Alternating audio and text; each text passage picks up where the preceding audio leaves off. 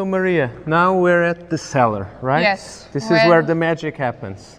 Yeah, so when it's ready upstairs in the vinification center, it's coming here.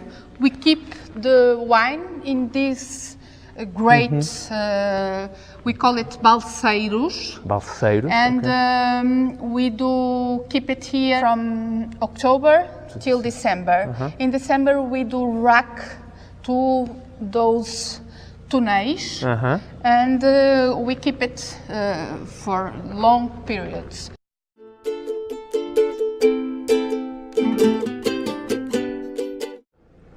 A lot of people ask this. Tawny, reserva, colheita, age in oak, age in the bottle. A lot of confusion regarding port wine. Can you please give us some enlightenment on this topic? Yes, it's not difficult. It's simple. So we do have two families of port. Two families. Okay. The Tawny family and the red color, the ruby family. The ruby family. Okay. This family, the Tawny family, they get old by oxidation with air.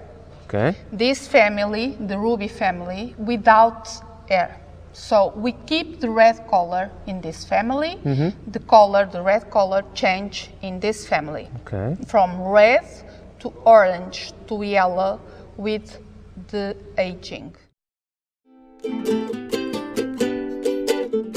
We do have a blend of different varieties inside of the vinification center in the lagar. Okay? Yeah, on the harvest, so that's a single harvest coming. So when they coming here, we do keep in the balseiros or Tawny, and to make a Tawny reserve, a 10, 20, 30 or 40 years old, we are having a wine from this harvest, a wine from that harvest, a wine from that blend, to have a blend that can have a characteristic of a 3, 7, 10. It's like the average. The average. We can say that. Okay. So.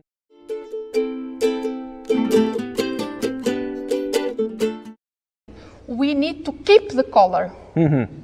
So we do make a vintage port, a late bottle vintage port, and a ruby port. A vintage port, it's a port with a very, very good quality. It's the best port that we can have. Yeah, the vintage. Okay. So when we do feel that it's a very, it's an extraordinary port, I can make a vintage port every year if I do have the quality. Okay. Okay. When the Port Wine Institute has almost all the producers with a vintage port, they declare the year. Ah, right. Okay, that's important, Okay. this difference.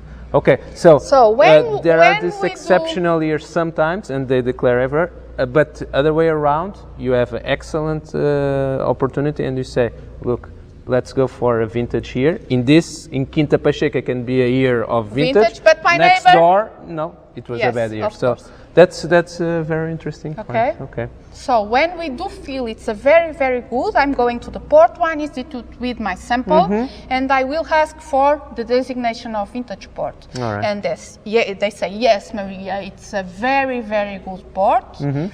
You can bottle like a vintage port designation, and I have to bottle with maximum 3 years old. Okay? So the port is going very, very young inside of a bottle, and it's going to age inside of the bottle without oxygenation, without air. Okay. So it will keep the color, okay, for the life. If they say to me, no, there's no quality enough to be a vintage port, so I'm coming sad, because a vintage port, it's very expensive port, it's a very, very good quality. But 2 years later, I can go with a sample of the same wine, but with 2 more years, and ask for the late bottle vintage port designation. And during those 2 years, it gets some oxygen. Yes. There. So, and it can make all the difference Yes. to make it the quality. Oh, Okay. Very nice. So you have it. So 3 years Vintage old, and late bottle. going to the bottle, a vintage port. till the 5th year of age can be a late bottle vintage port. Yeah.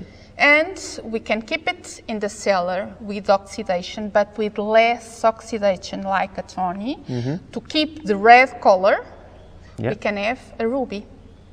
It can be a ruby reserve or a ruby, a single ruby.